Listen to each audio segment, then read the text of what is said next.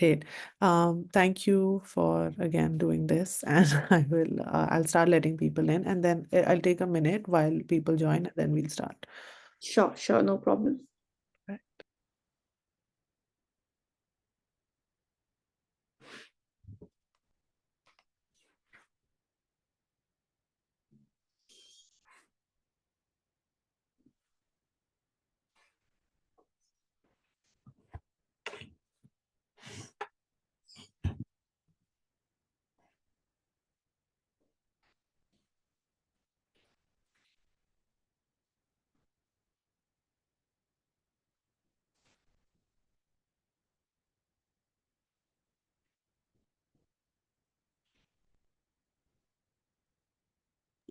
Hi everyone. Sorry to keep you waiting. We are just going to take a minute more while people join the session from the meeting waiting room, and then we will start.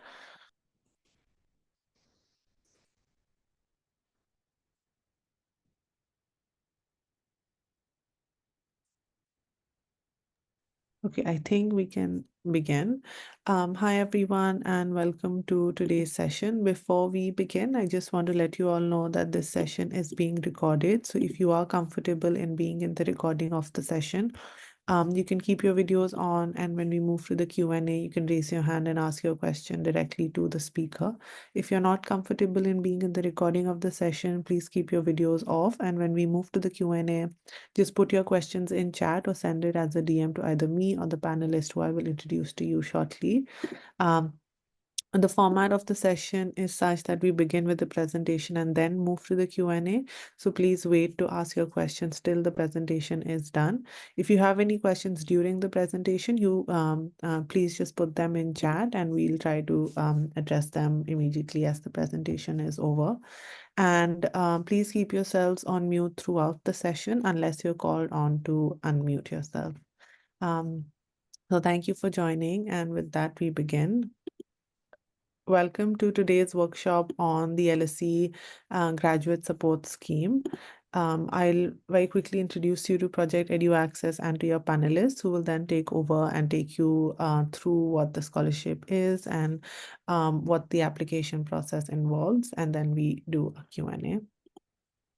We at Project EduAccess, we believe that access to higher education, leadership, and professional opportunities is a privilege that most people from marginalized communities are systematically denied through cost, information, and dispositional barriers.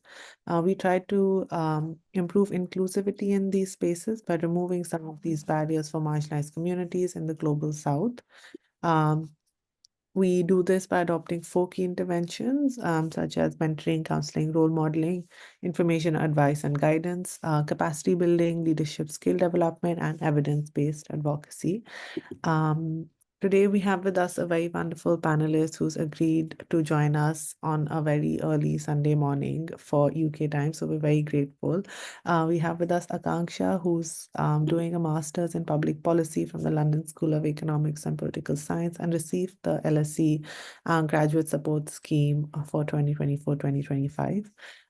Thank you once again, Akanksha, for joining, and I will hand it over to you now. Hi, thank you, Misbah.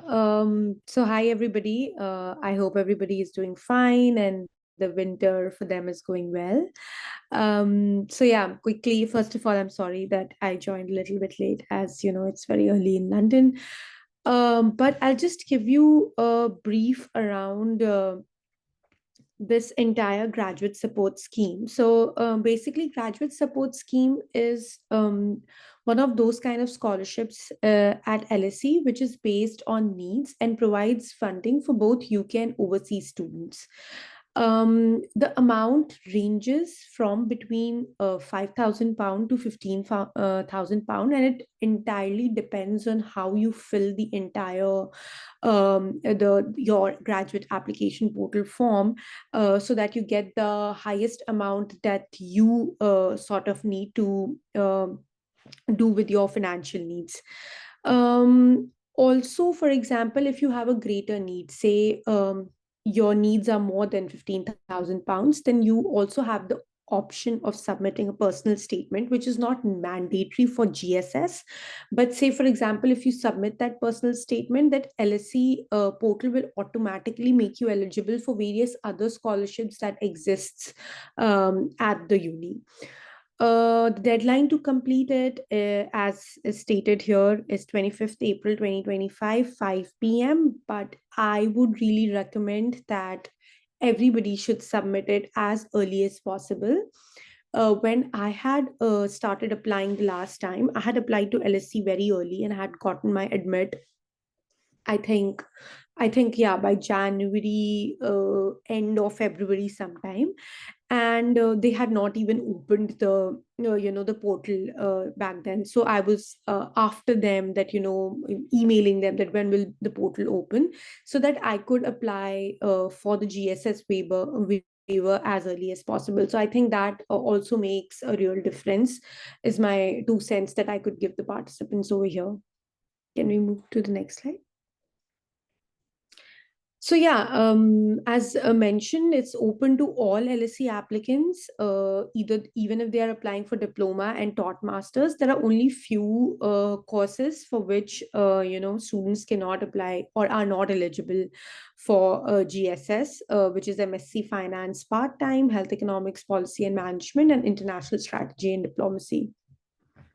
At LSE, there are a couple of double degree courses also, which sort of are courses between two different colleges. These can be colleges in Europe or can also be outside of UK and Europe. So, for example, with Sciences Po, with Columbia, and many I think Singapore, I think NUS also has a double degree course with LSE. So even these students are eligible for GSS, and many a times these courses are not eligible for like other kind of scholarships. So yeah, if anybody amongst you who is sitting as a participant is keen to pursue these courses, then they should really look into applying for GSS. Again, as is mentioned in the PPT, so to apply for GSS most of the time opens after the application portal has opened. So you need to have a conditional or an unconditional offer, and you cannot be like, it's not like other scholarships. I don't know how aware participants over here are about other scholarships, but various other scholarships can be applied even when you have not applied to the college, like Shivning or and that I can remember of. But in the case of GSS, you cannot do that. For GSS, you need to have an admit. So I think the application cycle has already started. I think most of the scholarship deadlines for LSE end by January mid or January end. So I would recommend, first of all, to apply within those deadlines so that you're not only eligible for GSS, but you can also apply to other scholarships. So yeah, keep that in mind. Next slide. I hope I'm not going very quickly. If I am, then may let me know, Misbah. I can go a little slow. I think it's fine. Yeah, okay. So, with respect to the application process, so yeah, the moment you submit your application, like which is your graduate application, you will be given access to a portal. So, LSE has a graduate application portal, and so that portal is your everything. Like from there you can access like your admit letter, you can access your financial bit, like the financial support online application. You need to upload your IELTS and everything through that portal. So that's basically where you do the entire gig. So yeah, that portal is really important. And if you hold an offer of admission and if you submit the graduate financial support application, this entire process is really automated. Like there are no human beings involved in terms of like sort of understanding your needs. It's entirely automated. It is done by the portal itself. The data that you sort of fill in, the things that you write, is what is assessed by the portal, and therefore you also receive a instant decision by the tracker system. So you don't have to think about this entire waiver in the sort of same way as you think about maybe few other scholarships. What you have to also understand is that this is being done by a portal and not an individual. So, yeah, if you're not offered a GSS award, your response in the graduate financial support application are also used to consider you for any other LSE scholarships. So, like, say, if you are like detailing out everything that, what is your income, what kind of what are the sources of income you have, who is supporting you for your education, and you're writing also a strong SOP, but still if you don't get an GSS, then that SOP is going to make you eligible for other scholarships also, which are like there until May, June, July, and also like early through the year. I think there is a link also in the presentation, so this will directly take you to the portal for a better understanding. We can move to the next slide. So yeah, like talking about the application process, first of all is the personal details, which is going to be your basic details, your name, where you come from, your email ID detail, like age, etc. Um, these are going to be like topped up with your study details, where you're going to provide information about the programs that you've applied for at LSE. You can apply for more than one program. That's not an issue. And also whether you intend to study full time or part time. You will also give them details about your own qualifications, the degrees that you have had until now, any other scholarships that you have received or educations that you have had till date. So yeah, these are the kind of details. And um, on this area, the advice that I would give is that many a times when we apply for scholarships, we are tempted towards not telling the uni about the kind of scholarships that we have. But what you have to remember is that it's an amount up to £15,000, and uh, I received the entire thing because I think what played for me was being genuine with the portal and telling them that okay, I already have this other scholarship also, I will also get support from my parents, or maybe I'll be funding it myself. So you have to sort of navigate it in a way that the deficit that you're showing is not going to be more than £15,000. Otherwise the tracker might automatically reject you for the application for the financial support thing, because their bandwidth is up till £15,000. So yeah, I might highlight a little bit on that towards the end of the slide. But yeah, after that you will have to do a personal statement. Though a personal statement, as I stated earlier, is not necessary for a GSS, but I would highly recommend you to apply for to write a personal statement, because I think anyway all of us, all of you would be doing that for your other scholarships and for your application. You just need to tweak that in a bit for the college or for a scholarship, so you should definitely do that. It's a small it's a small statement of not more than 8,000 characters, not words, but 8,000 characters. So yeah, like you should be able to state in that financial support app statement is uh, about your conditions, so that if you are being considered for any other scholarship, they are able to understand that what exactly are your needs. Like say for example, if you come from a marginalized background, if you have a certain uh, income, how is your family supporting yourself, what is your story. Do focus on your story as to how you have reached where you have reached, what has been the things that have motivated you. So and sort of also tying it up with your leadership quality and why you want to be at LSE, what you want to do there, and how this financial support scheme is going to help not only you but also LSE. Why should LSE give you this scholarship? What will they get out of it? So yeah, that I think also becomes really important as a part of any personal statement. So that also have to that also has to be kept in mind. um yeah, and a few other scholarships at LSE, like for example, I know the Duncan Clark Scholarship and few other scholarships also require the award holder to return to their country.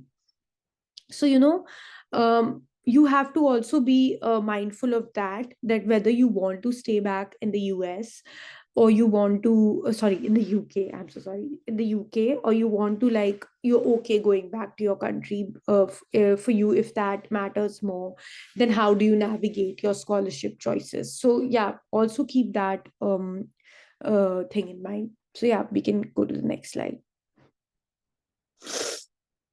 So this when it comes to the current personal circumstances, I would say please, please, please be true on the portal. Try to be very accurate in terms of where were you working, where were you studying prior to applying to this program.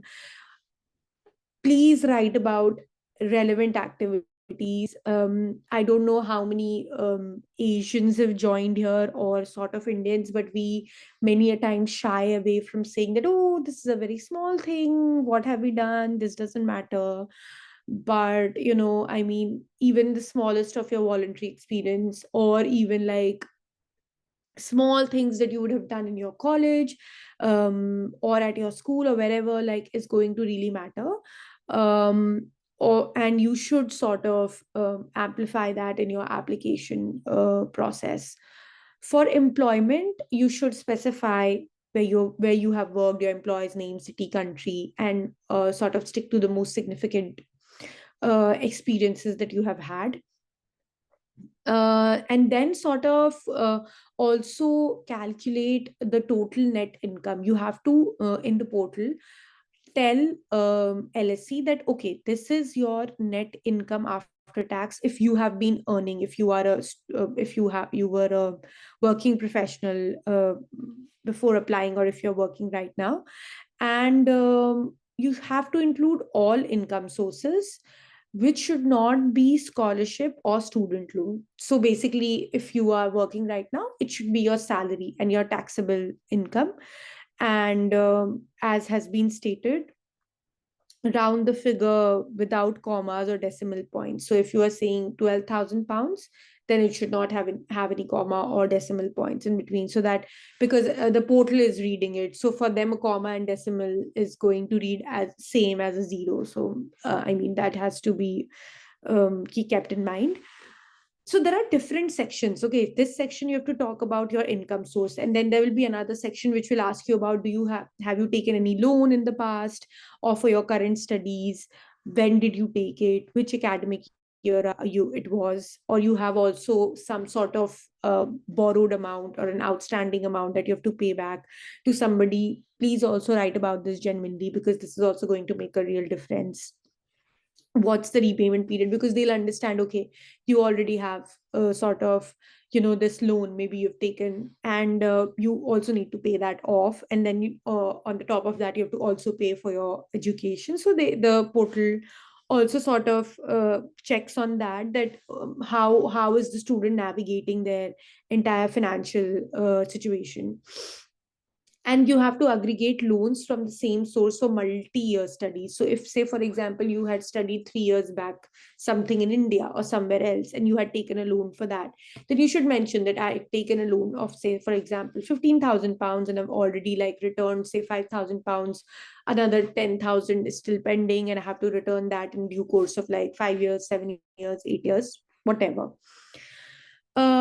If you had not taken a loan, then you will have to mention how your undergrad degree was financed. So you can mention that your family supported it, or you got a government scholarship, or a government aid. So these kind of things need to be mentioned so that they sort of understand your financial situation better, that okay, in the past also you have taken these kind of support to fund your education.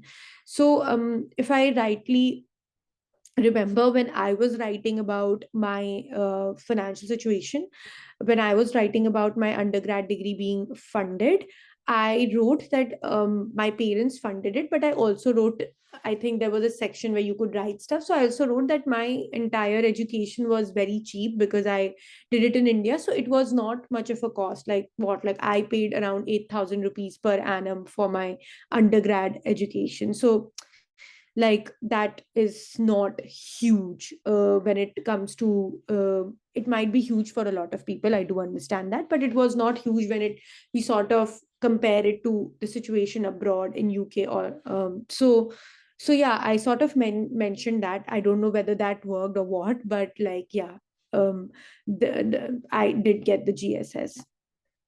Again, if you have a disability or a medical condition, please mention that. And you, if you have to, you can support it with sort of a medical declaration or some sort of prescription that your doctor has provided. You can also sort of give some extra information so that the application can sort of read through it and understand what your situation is right now and help you in getting the maximum amount through GSS. We can move to the next slide.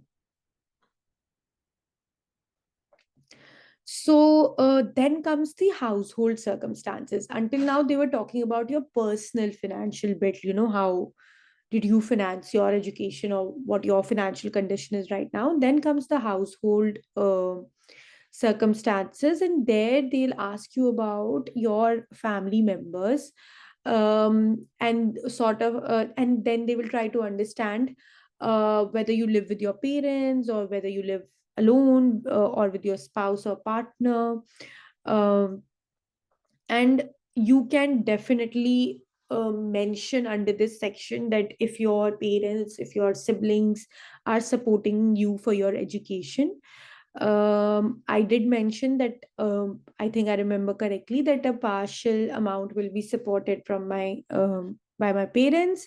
I also wrote that I will be funding my in education partially, and some bit of amount will be funded through my parents and my siblings. As I said, you have to show the portal that you have sources to pay the scholarship, the fee.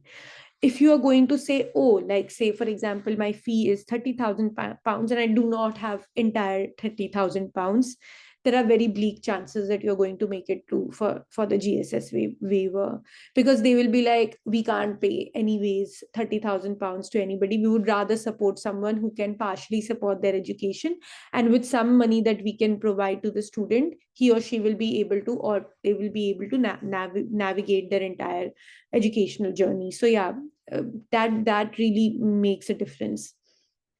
So yeah, please mention who is going to support you, and do mention the amount that is going to be there. Provide the net income of your household for the 12 months before your program, and list all the individuals who are supported by this income. Say for example, your father's income is in GBP, say 5,000 pounds, 2,000 pounds, whatever. Who all are supported? Your mother, your sister, your siblings, somebody else, caretaker, your grandparents. Do mention that, because then they are going to understand that this money is not only for you but also for a lot of other people in the family. If there are two people earning, then you will have to mention it for two people. If there are three, so on and so forth. So yeah, the net income should be as per the income of your household. um, and then also list additional household members supported by the income. So for example, do, as I said, include details for siblings, or there are other individuals whom your parents are supporting. Many a times that might be a case, that there is some family member who is sick or somebody else, so there is a section for that as well, and you should definitely mention that. You have to also mention about your own financial situation. Are you supporting someone? Are you the person who is earning and supporting your family, or do you have any relatives, or do you have children who rely you or on your income? And you'll have to mention also the relationship that you have with that person with the name and age. So yeah, you have to list that for the portal to understand that okay, your income is not only for you but for other individuals also. And as has been stated here, do not include dependents who are already whom you have mentioned in the D1 category. So basically your family members who ordinarily live with you, for example your parents or your spouse or partner. So there are different sections. There is a section of people who live with you, then there is a section for your siblings and other family members, and then is also a section where you can talk about maybe other people who are dependent on your family or your income in terms of support. So yeah, this is a very very important section, because this is basically going to be where you are going to mention that where you are how you are going to fund your education. For some people it might be that the family will not be able to support at all, and you can say that your family does not have the necessary resources to support you, so it can all be like 000, but then you will have to show it through other means. So maybe then you are taking a loan or whatever which sort of supports your education, and then you have like a pending amount of this much which you want the GSS to support you for. Yeah, we can move to the next slide.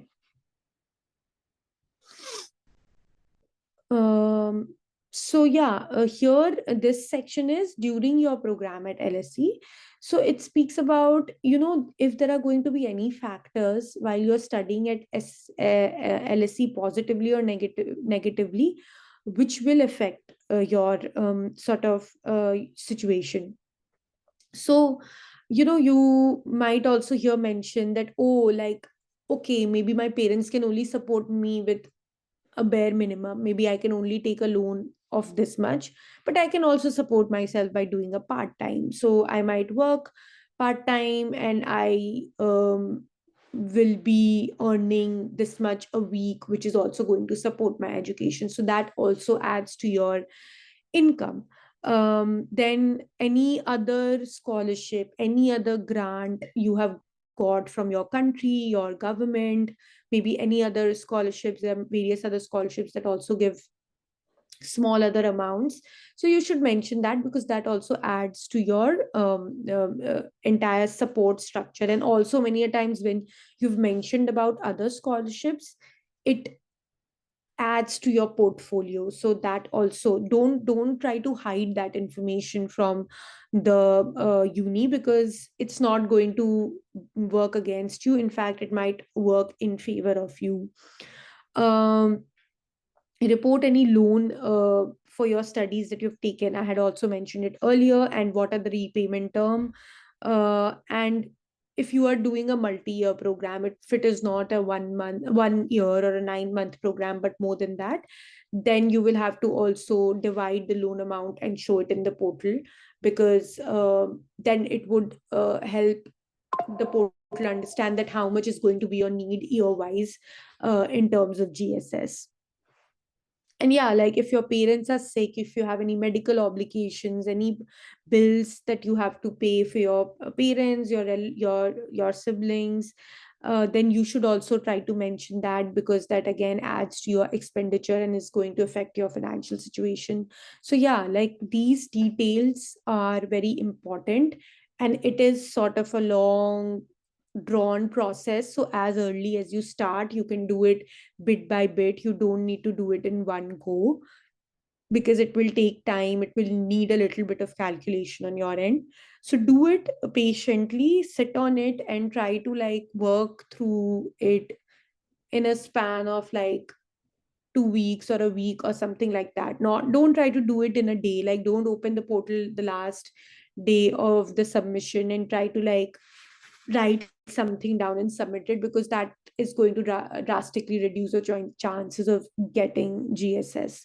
So yeah, we can go to the next slide.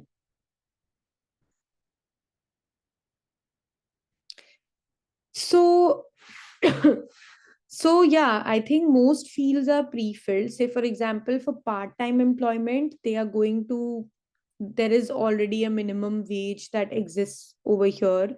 So it might already be filled there. So you don't need to mention anything over there. Um, if program costs, or say like if they have not mentioned that, oh, your fee is this much or your living cost is this much, you can always write to the financial support office. They're very quick to respond. They respond to all your queries. um, the moment you will mention all of this, say for example your fee is 20,000 pounds, and now you have shown that, okay, your own savings, or the way you are supporting is 2,000 pounds, your parents might be able to give another 2,000, your siblings maybe 1,000 pounds, you're taking a loan of another 5,000. So the system will automatically calculate and do a funding shortfall. And if the funding shortfall is more than 15,000, it will start showing on the portal in a negative sort of a figure, that okay, like you are going more beyond than what GSS can provide you. So yeah, you have to also, if that is genuinely the case, which might be in some situations, then you will have to inform the GSS that why is it, why you have to give an explanation that why is your funding shortfall more than this, where you can always state reasons like, um, because I support my parents, I'm a first generation learner, or I come from this area, I come from a conflict zone, I come from whatever, like whatever is your situation, you are supporting your siblings, you are the only earning member in the family, or any other specific details that you think is going to add, should be definitely mentioned to explain exceeding the maximum GBP amount. Again, do not introduce any new funding sources here, which are already included in section like earlier that we discussed, where you have to mention about the scholarships that you've received, or the funding sources that you individually have and your household has, so that the portal does not get confused. So yeah, this is going to be important. We can move to next slide. So talking about the personal statement, I think the statement is mandatory for all other LSE scholarships. You cannot add it later. Um, you will not be considered for any scholarship beyond the GSS if you have not added the personal statement. So please, please, please go ahead and add it. Uh, as I said, it's not necessary for the GSS, but it is important for other scholarships. Do include your academic interests, work experience in the so when we are talking about personal statement, always go and check what is the difference between a personal statement and a statement of purpose. When you're writing your personal statement, do include your story. Try to not write it in a very it's my personal advice, people might give different advice. So yeah, what I would say is that try to make a story out of your life. Try to understand what really motivates you, where do you get the driving factor to study the program that you are applying for. And in most of the cases, if you'll sit and think about it, it will stem from something that you have experienced in your life. So sort of kind of start from there and try to like connect it to all your academic interests, your work experiences, and the objectives you have. Don't keep in silos that, oh, I studied this but now I want to study this. Even if you are pivoting from one field to another, try to connect it through why are you doing that, and what really made you feel that you would want to choose another course than what you have done in the past, or do something very different from what you were doing in the past, and what your objectives are. So I think that is going to also add to value to your personal statement. And then focus on why you should be the one whom LSE should be giving financial support. So like write about, we many a time shy away when we write that, oh, we don't, oh, I don't think so I am eligible, I to get a scholarship or something. But always remember that there might be things where you come from, your geography, your family, your own situation, your own struggles, which will add value to your personal statement and make it sound stronger, that and make the portal believe that, okay, this person is a, make the individual who's reading the personal statement believe that, yes, if we give this person a scholarship, then he or she, or they might be able to add value to the course that they are applying for, and also add value to the entire ecosystem of LSE. So do focus on why you deserve this financial support. um, don't have any blank lines or characters pasted into the online form. Some scholarships, as stated before, they want you to return, so please keep a check on that before you have started applying. And yeah, indicate your post graduation destination to be considered for country specific scholarships. Many a times, many country specific scholarships might only give you scholarship for some geography, some college, some particular thing. So also for some, like there are different scholarships for Chilean people, for Peruvian people, there are different scholarships for Indians, for people from Pakistan, from conflict zone areas. So you have to belong to that area to be able to apply for those scholarships. So you have to also keep a check on that. Can we move to the next slide? Yeah, I think before submitting, the portal also checks for you. It's not that I think you can submit it, it'll highlight, but yeah, you have to be very, very particular. You have to check that all fields are marked and formatted, highlighting if there are any issues that are highlighted by the portal, you have resolved it. And because remember, once you have clicked the submit button, no changes can be made. So please make sure that you have written all the information correctly. That is why I'm saying don't wait until the last day. Don't wait till I think April. If April is the end of the day, apply as early as possible. Save the copy of your PDF of your application through a print friendly version. You can save a PDF so that in case later any issue pops up, you can always send this to the LSE financial support email, and they might be able to help you or guide you if any support is needed.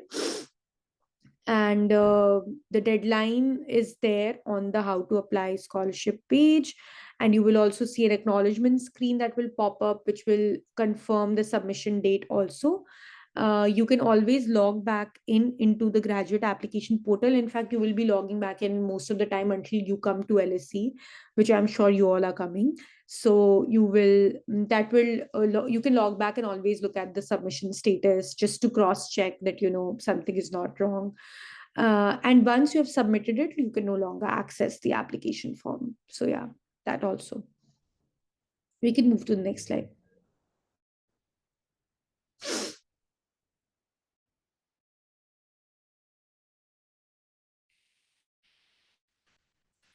So yeah, like from my like a few times, don't try to tell them that, oh, I don't have any money and I can't study, and I would need like all of it, because that's not going to work in your favor. What can work in your favor is showing that you have certain sources of funding, at least for GSS, and then if they give you a 15,000 pounds, it is going to make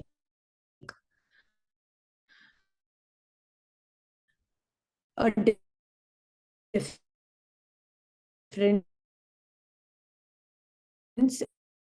and it'll make you eligible be there, saying how much funding you should get through the system. Do not bend towards showing a larger deficit than 15. This was a recommendation given to me also by many of the people who had gotten a GSS, that don't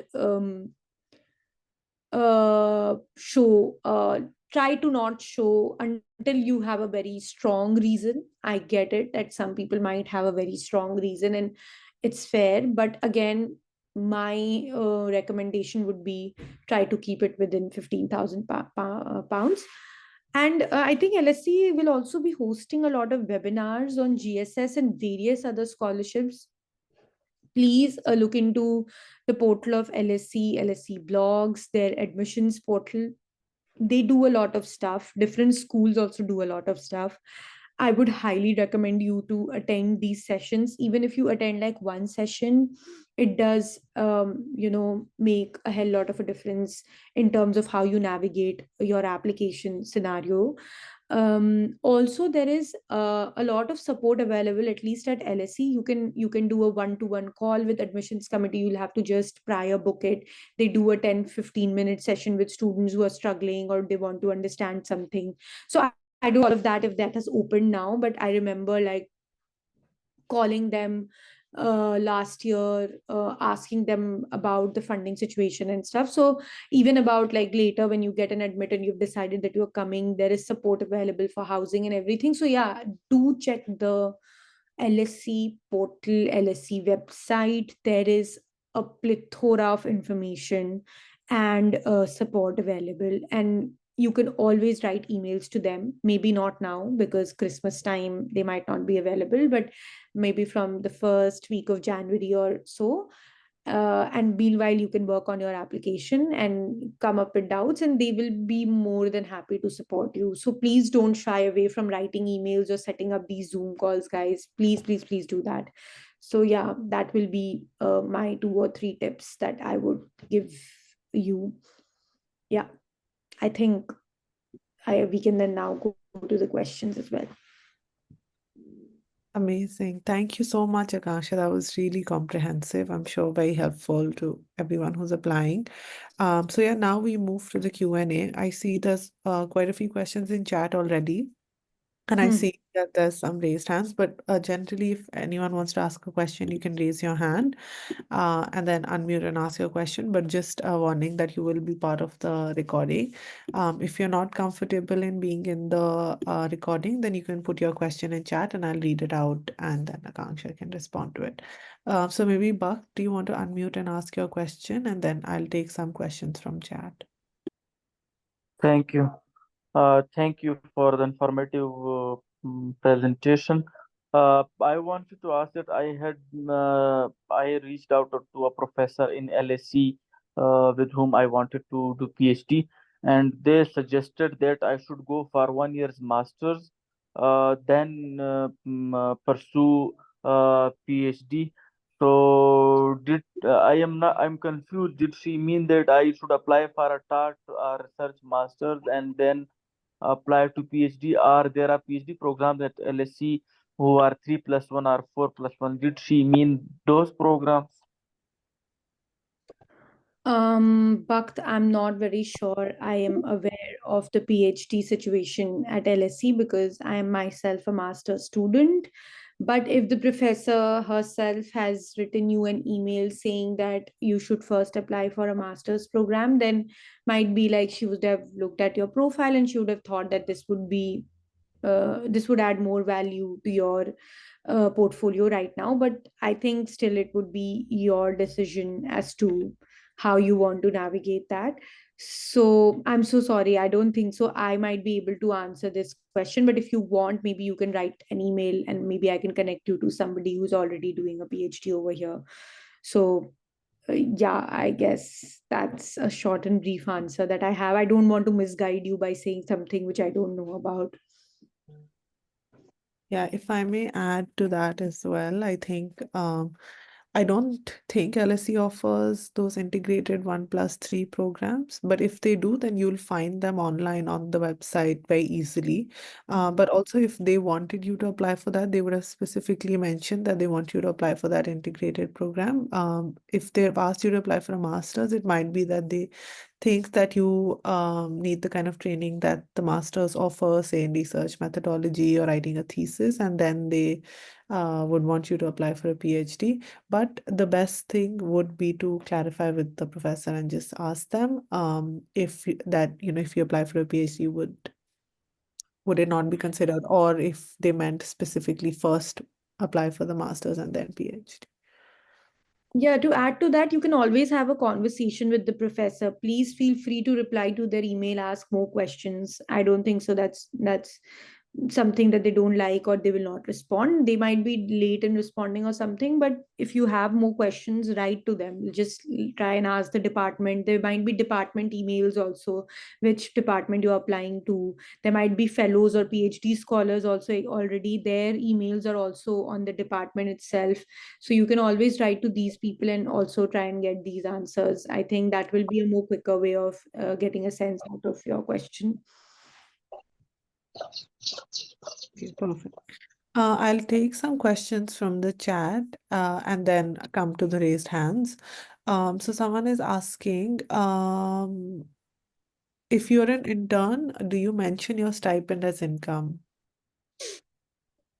If you are an intern and you get a stipend, but you are a short term intern and you do not have any such savings, then you can say like that you don't have any of your own savings. But when you are showing income or some sort of source, you should show it maybe through a loan that you might take, or you can show it through the support that your parents are providing or your siblings, if at all that is the case. See, as I said, GSS is sadly a waiver which only gives you a partial support, so you have to navigate the portal like that. It's not a fully funded scholarship. It is different from a fully funded scholarship, so you will have to show some kind of support. It may or may not be your intern stipend. It can be something else, because I understand like maybe you might be getting a very small amount which might not be enough for savings or whatever. So yeah, you can show it through other means. You can skip the stipend amount here. And would that apply for freelancers the same way? I don't, if freelancers are like, I, as far as I understand freelancing, if you're doing it as like a full-time thing, like you are a freelancer and you've been working since many years, but you work as a freelancer, I'm sure you have some sort of income. You might be also paying your taxes. So I think then in that scenario, you should be able to show your income that, okay, in a year, through these many projects, I'm earning this much. um, you should mention your income, because if you are at a certain level, if you've just started freelancing, and if you're very early in your career, it's been only 6 months, 3 months, something like that, then maybe you can show a small amount. But if you've been doing it since quite a while, then for sure you should show your income, that you have earned this much through, or you have these many savings through 5 years, 2 years, or 3 years of freelancing that you've done. There's a question in my DM. I'll read that out and then Pragati will come to you. I received a conditional offer via email. However, this is not reflected in the graduate applicant portal. Is that normal? The portal shows that my application is still under consideration. The offer letter was issued before the designated release time due to the urgency of the Commonwealth Scholarship. Okay. I think many a times when you are getting LSE emails, also in those emails, also it is written that it will reflect in these many days on the graduate application portal. If you have already passed that timeline, say if it is 15 days or something, and still it is not reflecting on the portal, you write an email. And I mean, anyways, if you feel that, oh, it is bothering you, like, why is it not showing on the portal, feel free to drop an email to the admissions office of your department, or to the graduate application portal, that, hey, I have gotten this admission letter, but it's not reflecting yet on my portal, so if you can help me with it, and they will respond back to you. So yeah, it shouldn't be an issue as such, but you can always write to them and get a clarity. But the portal, I think, takes some more time than the emails, so yeah, that's also there. Great. Pragati, do you want to unmute and ask your question?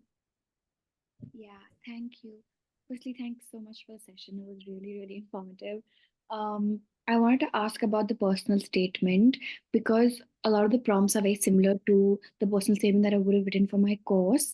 And is it is your application considered along with your course application? Like that, does the department consider your GSS application, or is it considered separately? And if do you have any tips about like how to avoid? Obviously, there's bound to be repetition because academic interest and your career objectives will mostly be the same. But how did you approach it so as to not make it too similar? Because the people reading your essay would also have access to your application, right? Yeah, I think it's an independent thing. Like, I'm sure it is independent. Department has nothing to do with the GSS. GSS is done by LSE, and departments run their own admissions process.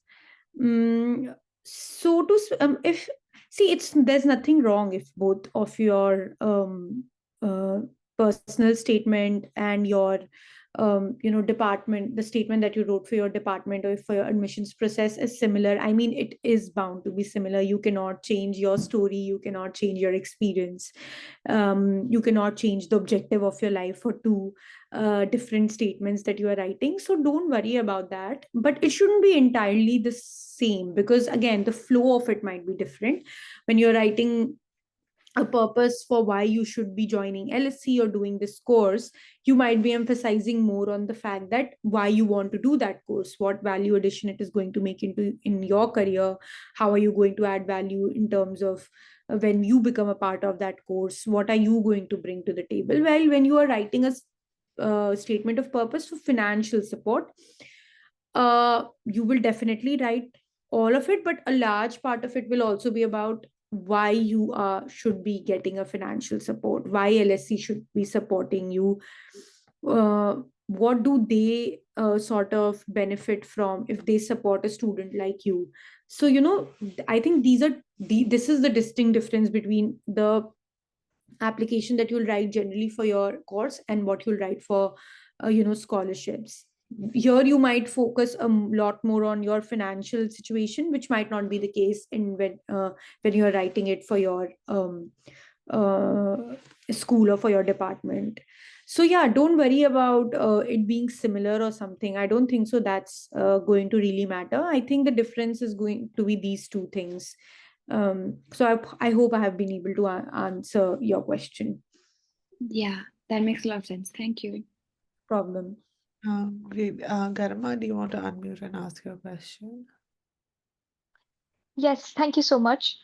So I intend to apply for the Department of Psychology for masters, and I was wondering that while filling out the application thingy, is there a drop down where I can select which other departmental scholarships I want to be considered for, to be as specific as possible? I don't remember now. It's been uh, I think I filled a graduate application portal last January.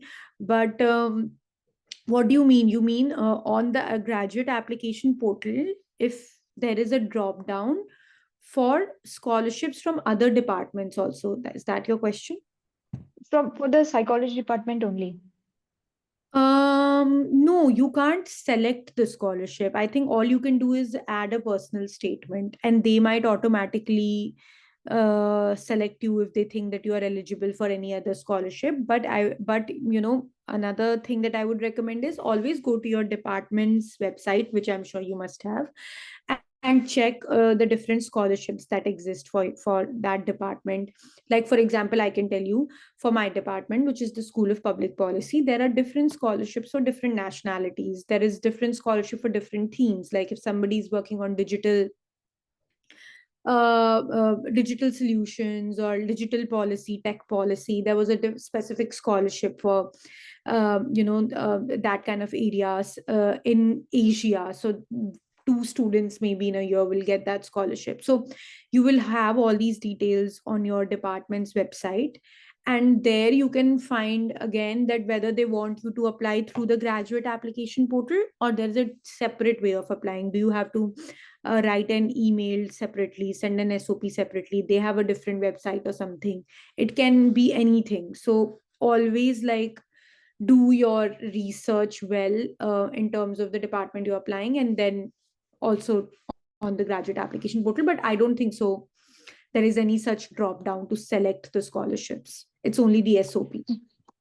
Got it, got it. Thank you. And just a little follow-up to that. So I know that we cannot really mention more need beyond the 15,000 thing, but I think I would need more. So I would want to be considered with the personal statement. But if I write for the GSS sake that I want less than 15, will that put me behind in the consideration list for the other scholarships? Because then they would assume that I have parental support or something, right? I don't think so. See, many a times these scholarships are based more on also your academic merit and what you have done in life, what you are doing, what your objectives are. So, if that scholarship is, because not all scholarships are need based, right? GSS is a need based scholarship. Not every other scholarship is going to be a need based scholarship. It might be more about your leadership, your experience, your portfolio, stuff like that, your story. So I don't think so it's going to dissuade anybody from giving you a scholarship if you are really eligible and your profile is really outstanding. So don't consider it as a negative to your application process, because my 2 cents about it is going to be rather than getting any scholarship, which I'm saying that you might all get all the scholarships that you're applying for. It's always better to have some amount of funding, so that, because towards the end your decisions might change, you might think that okay, I'll take the leap of faith and I'll go or whatever. So it's always better to have some amount of scholarship than not having anything. Makes sense. Yeah. Thank you. No problem. There is actually a question just related to that in my DM, which I guess you've answered, but I'll just put the question out there. Is that my funding requirement will exceed 15,000 if I adjust my calculations to make my need within 15,000? Wouldn't that reduce my chances of being referred to for other scholarships by LSE? Again, see, I'm not saying that if somebody genuinely needs a 15,000 pounds more. See, when I say genuinely, we all need the scholarship, and I'm going to be very blank, very true about it, that more the merrier, because sure, these kind of education is very expensive, especially from people coming from developing countries or underdeveloped countries. Um, Saying that, one has to also remember the supply side of it. Uh, if LSE is saying that, oh, we can only give you 15,000 pounds, it means that they cannot give you anything beyond that. And they are also restricted, not that they don't want to give you more than that. So when I say you should mention 15,000 pounds and less, what I mean to say is that if you think about it, maybe take 1 or 2 days and think about it. Do you think that in the worst case scenario, if you don't have any other scholarship, will you be able to go and pursue this education if LSE gives you a 15,000 pound? And in the best case scenario, of course, if you get all the scholarships, you get a GSS, you get maybe some other scholarship, Lady Meherba, any other J and Tata, you can club all of it together and be in a better situation.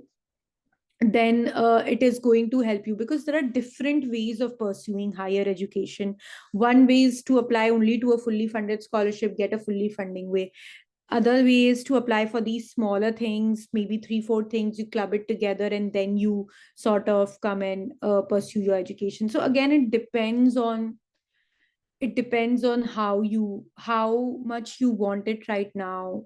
Are you okay delaying it for 1 more year? Is it your need? And accordingly navigate it. So again, the portal doesn't say that you cannot show more than 15,000, but if you show more than 15,000, do you have reasons strong enough to justify that? And when I say strong enough reasons, always remember that you are competing with a pool of global students. Everybody is coming from challenging circumstances. They are going to state that. What makes your story unique? What is so unique about your story that will compel the GSS team to give you that scholarship? So these are things that you have to think through as well, and then take your decision as to how you're filling the portal. Yeah, I guess I have answered it or maybe confused you even more, but all of this might need a little bit more thought. Okay. There's another question in chat which says, for the E5 category, what are the other available scholarships that one can consider mentioning if the candidate is from India? I'm sorry, I don't understand the E5 category. Mm. Um Other scholarships I know from India, you can apply. I think Shevening is already over, if I'm not wrong, but you can apply for. You could have applied for Shevening, Commonwealth. There is World Bank scholarship. You can go to Project EduAccess website, LinkedIn, and see there are multiple scholarships that exist. Please go through that, and I think you will get a fair share of idea the kind of scholarships that exist for different categories. Right, Misbah? You can also maybe answer this. I think you are a better person. No, yeah, I mean, I would recommend just having a look at our YouTube channel as well. Just go over all of the scholarships and see the ones that you're eligible for. I mean, those would be specifically available for students who want to pursue their education in the UK. Yeah, some of them, as Akanksha said, the deadlines have passed. So for both the Commonwealth scholarships, masters, and shared, the deadline has passed, and for Chiefney as well. But there are other, so in lakhs, and then JN Tata, and again, so more scholarships like that. So just have a look at our YouTube channel. You'll be able to see what all you can mention. And also check your own department website to see if there's any, internal scholarships that you may be eligible for. Most so in for all of the universities, there is usually a funding and scholarships page that the university has set up, and so I'd recommend going to that page and seeing the list of scholarships they've mentioned and seeing if you're eligible for some of them and then mentioning those. Yeah. Yeah. Okay. So there's one hand raised. I can't see your name, but it says iPhone for me. So do you want to unmute and ask your question?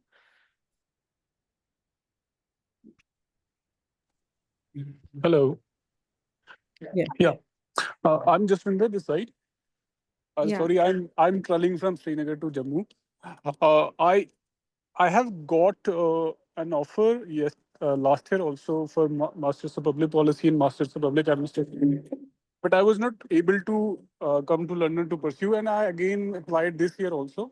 And I have got a conditional offer again for Masters of Public Policy. But my question remains that I have not received any graduate support as of yet. Though I have filled the form, can I modify the form? And I mean, how can it work for me? Thank you. If you have already submitted it, I am sorry, I don't think so. You can modify it. If you have not submitted it, you can still modify it because the deadline is still pending. Um, yeah, that is my short answer. I don't think so. There is any other way that you can go about it. If you've submitted the form for GSS, then you can't modify it. I'm sorry. Okay, thank you so much. Yeah. Great. I think those are all of the questions in chat that have been answered, and there are yeah, and there was some in my DM that we've responded to as well. There was one about internships at LSE or other universities in the UK, but I'm not sure if we'd be able to answer that. That's something that requires a lot of Google search, LinkedIn, and Twitter search. So, Yeah. um, yeah, I don't think this is the place where we'd be able to answer your question. Um, Somebody asked something right now. um, can you please mention what you shared about the timeline? I think I said that apply as early as possible because GSS will have a certain bulk funding, and the more people they start giving it, the amount will get reduced. So they might be having, I don't know how much they have, but they might be having certain £1,000 or whatever to give to students. So as early as you apply with all the details that I sort of mentioned, and then your chances of getting a larger share of funding will be more than you applying late or closer to the deadline because they give the decision instantly more or less, so you don't have to like really wait for anything. Amazing. So if anyone has any question that's still pending, please put it in chat or you can raise your hand and ask your question. We're over the 1 hour mark now, so it is time to close the session. But if anyone has any pending questions, we're here for a few more seconds.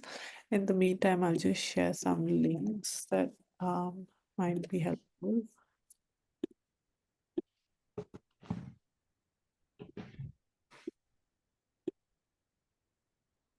Okay, so I've just put in chat two links. One is the link to our website, which is the Project EduAccess website, where you can find a lot of guides on writing your application documents, which include CV, SOP, LOR, research proposals. So have a look at that if you are just starting out. And the second is the link to our YouTube channel, which is where you'll find a recording of this workshop, as well as the recording of all of the other workshops we've done on university and scholarship applications. I think that's about it. We also have two sessions that we are running today at 8 p.m. IST. One is on graduate applications in pure sciences, so subjects like physics, chemistry, biology, math. And then at 8 p.m. IST, same time, simultaneously, we're running a workshop on LLM applications abroad. So if that's of interest to you, please do join us. You'll find the link on our Linktree or LinkedIn. No question has come to me so far, so I'm assuming that is it. Thank you so much, Akanksha, for joining us today and for taking the time out and being very patient with the many questions that came your way. And thank you everyone who joined us. All the best with your application and hope you have a nice rest of your Sunday. Yeah, thank you. Thank you, everyone. And have a great day. All the best for your applications. Perfect. Thank you. Bye, everyone. Bye.